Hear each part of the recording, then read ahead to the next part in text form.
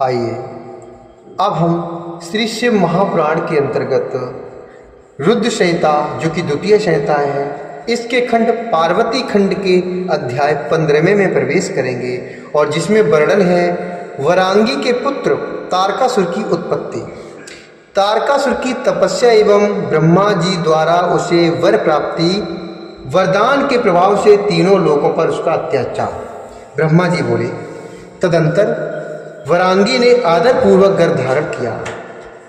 अथ गर्भमाधत्त वरांगी ततिपुरादरात् सा ववर्धाभ्यंतरे ही बहुवर्षे सुतेजसा।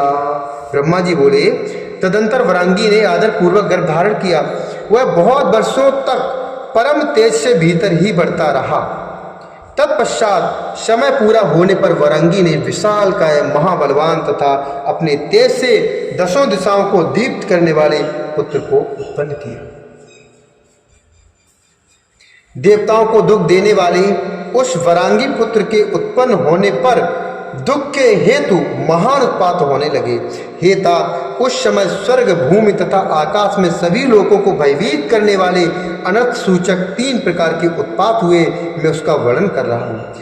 आकाश से महान शब्द करते हुए भयंकर उल्का युक्त वज्र गिरने लगे और जगत को दुख देने वाले अनेक सुतीक्षण केतु उदय हो गए। पर्वत सहित पृथ्वी चलायमान हो गई, सभी दिशाएं प्रज्वलित हो गई, सभी नदियां एवं विशेषकर समुद्र क्षुब्ध होने लगे। भयंकर हू हू शब्द करते हुए तीक्ष्ण स्पर्श वाली हवा बहने लगी और धूल उड़ाती एवं वृक्षों को उखाड़ती हुई आंधी चलने लगी। हे विप्रेंद्र, राहु सहित सूर्य और चंद्रमा के ऊपर बार बार मंडल पड़ने लगे जो महाभय के सूचक तथा शोक का नाश करने वाले थे। उस समय पर्वतों की गुफाओं से रथ की नेमी के समान घर घर एवं भय सूचक महान शब्द होने लगे। श्यार एवं उल्लू अपने मुख से भयानक टंकार युक्त शब्द करते हुए अग्नि उगलने लगे और श्यार ने गांवों के भीतर घुसकर अत्यंत अमंगल तथा महाभयानक शब्द करने लगे। कुत्ते जहां तक गर्दन उठाकर संगीत के समान और रुदन के समान अनेक प्रकार के शब्द करने लगे। हे तात, गधे रेंकने के भयानक शब्द से मत होकर अपने खुरों से पृथ्वी को खोदते हुए झुंड के झुंड इधर उधर दौड़ने लगे। पक्षी घोंसलों से उड़ने लगे। गधे भयभीत हो गए और व्याकुल चित्त होकर भयानक शब्द करने लगे। उन्हें कहीं भी शांति नहीं मिल रही थी। पशु ताड़ित हुए के समान अपने गोष्ठ में और अरण्य में भयभीत होकर बारंबार मलमूत्र का त्याग करने लगे और जहां तहां इधर से उधर भागने लगे। वे एक जगह ठहरते नहीं थे। गाय भय से आक्रांत हो उठी, उनके स्तनों से रुधिर निकलने लगा, नेत्रों से अश्रुधारा प्रभावित हो उठी और वे व्याकुल हो गई। बादल भी भय उत्पन्न करते हुए पीव की वर्षा करने लगे। देवताओं की प्रतिमाएं उछलकर रोने लगी, बिना आंधी के वृक्ष गिरने लगे और आकाश में ग्रहियों का युद्ध होने लगा। हे मुनिश्रेष्ठ, इस प्रकार अनेक उत्पात होने लगे। अज्ञानी लोग उस समय यह समझ बैठे कि विश्व प्रलय हो रहा है। तदंतर प्रजापति कश्यप ने विचार करके उस महातेजस्वी असुर का नाम तारक रखा। वह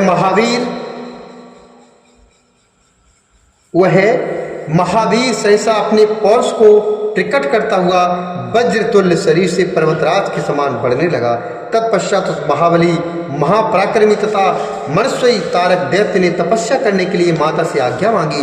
मायावियों को भी मोहित करने वाले उस महामायावी दैत्य ने अपनी माता से आज्ञा प्राप्त कर सभी देवताओं पर विजय प्राप्त करने के लिए अपने मन में तप करने का विचार किया। गुरु की आज्ञा का पालन करने वाला वह दैत्य मधुवन में जाकर ब्रह्मा जी को लक्ष्य करके विधि पूर्वक अत्यंत कठोर तपस्या करने लगा। उस दृढ़ व्रत दैत्य ने चित्त को स्थिर कर नेत्रों द्वारा सूर्य को देखते हुए अपनी भुजाओं को ऊपर उठाकर एक पैर पर खड़े होकर 100 वर्ष पर्यंत तपस्या की। तदंतर पैर के अंगूठे से भूमि को टेक कर दृढ़ चित्त वाले तथा ऐश्वर्यशाली महान असुरराज तारक ने उसी प्रकार 100 वर्ष तक तपस्या की।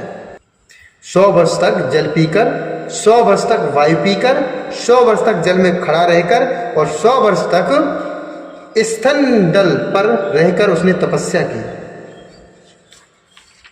100 वर्ष तक अग्नि के बीच में, 100 वर्ष तक नीचे की ओर मुख करके और 100 वर्ष तक हथेली के बल पृथ्वी पर स्थित होकर वह तपस्या करता रहा। हे मुने, वह 100 वर्ष तक वृक्ष की शाखा को दोनों पैरों से पकड़कर नीचे की ओर मुख करके पवित्र धूम का पान करता रहा। इस प्रकार उस असुरराज ने अपने मनोरथ को लक्ष्य करके सुनने वालों को भी सर्वथा दुस्सह जान पड़ने वाला अत्यंत कठिन तथा कष्ट कर तप किया। हे मुने, इस प्रकार तप करते हुए उसके सिर से चारों दिशाओं में फैलने वाला एक महान उपद्रवकारी महातेज निकला। हे मुने, उस तेज से सभी देवलोक प्राय जलने लगे और चारों ओर समस्त देव तथा ऋषिगण बड़े दुखी हुए। उस समय देवराज इंद्र अधिक भयभीत हुए कि निश्चय ही किस समय कोई तप कर रहा है वह मेरे पद को भी छीन लेगा। ऐसा उनके मन में विचार आया। वह ऐश्वर्यशाली तो असमय में ही ब्रह्मांड का संहार कर डालेगा। इस प्रकार संदेह में पड़े हुए देवता कुछ लोग भी निश्चय नहीं कर पा रहे थे। तदंतर सभी देवता एवं ऋषि परस्पर विचार करके भयभीत एवं दीन होकर लोक में पहुंचे और मेरे सामने उपस्थित हुए। व्यथित चित्त वाले उन सभी ने प्रणाम कर मेरी स्तुति की और हाथ जोड़कर सारा वृत्तांत मुझसे कहा। मैं भी सद्बुद्धि से उनकी व्यग्रता का समस्त कारण जानकर जिस स्थान पर असुर तप कर रहा था उस स्थान पर उसे वर देने के लिए गया। हे मुने, मैंने उससे कहा, हे दैत्य, तुमने घोर तपस्या की है, अतः वर मांगो। मुझे कोई भी वस्तु तुम्हारे लिए दे नहीं है। तब मेरा वचन सुनकर उस महान असुर तारक ने मुझे प्रणाम करके तथा मेरी स्तुति कर अत्यंत कठिन वर मांगा। तारक बोला, हे पितामह, वर देने वाले आपके प्रसन्न हो जाने पर मेरे लिए क्या असाध्याय हो सकता है। त्वयि प्रसन्ने वरदे किम साध्यं भवेन्मम अतो याचे वरम त्वत्तः शृणुतन्मे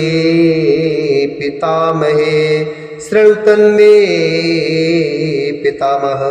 तारक बोला, ही पितामह, वर देने वाले आपके प्रसन्न हो जाने पर मेरे लिए क्या असाध्य हो सकता है, अतः मैं आपसे वर मांगता हूँ, उसे मुझसे सुनिए। हे देवेश, यदि आप मुझ पर प्रसन्न हैं, यदि प्रसन्नो देवेश यदि देयो वरो मम देवर्द्वयं मह्यं कृपाम कृत्वा ममोपरि। यदि आप मुझसे प्रसन्न हैं और यदि आप वर देना चाहते हैं तो मेरे ऊपर कृपा करके मुझे वर दीजिए, मुझे 2 वर दीजिए। हे महाप्रभु, आपके बनाए हुए समस्त लोक में कोई भी पुरुष मेरे समान बलवान न हो, पहला वर। और शिवजी के बीच से उत्पन्न हुआ पुत्र देवताओं का सेनापति बनकर जब मेरे ऊपर शस्त्र प्रहार करे तब मेरी मृत्यु, ये दूसरा वर है। हे मनुष्य, जब उस दैत्य ने मुझसे इस प्रकार कहा तब मैं उसी प्रकार का वर देकर शीघ्रता पूर्वक अपने स्थान को चला गया। वह दैत्य भी मनोवांछित उत्तम वर को प्राप्त कर अत्यंत प्रसन्न होकर शोणित नामक पुर को चला गया। उसके बाद दैत्य गुरु शुक्राचार्य ने मेरी आज्ञा से असुरों के साथ जाकर त्रिलोकी के राज्य पर उस महान असुर का अभिषेक किया। तब वह महादैत्य त्रैलोकाधिपति हो गया और चराचर को पीड़ित करता हुआ वह अपनी आज्ञा चलाने लगा।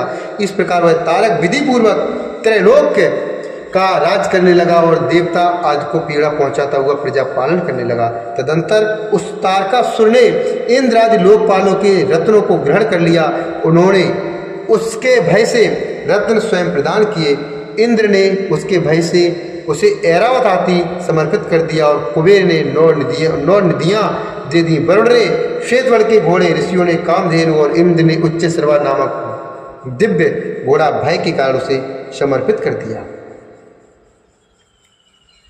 उस असुर ने जहाँ जहाँ अच्छी वस्तुएं दिखी उन्हें बलपूर्वक हरण कर लिया।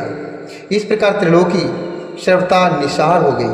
हे मुने, समुद्र ने भी भय से उत्पन्न उसे समस्त रत्न प्रदान कर दिए। समुद्र ने भी भय से उत्पन्न होने के कारण उसे समस्त रत्न प्रदान कर दिए। बिना जोते बोए ही पृथ्वी अन्न प्रदान करने लगे और सभी प्रजाओं के मनोरथ पूर्ण हो गए। सूर्य उतना ही तपते थे जिससे किसी को कष्ट न हो। चंद्रमा उजाला करते रहते और वायु सबके अनुकूल ही चलता था।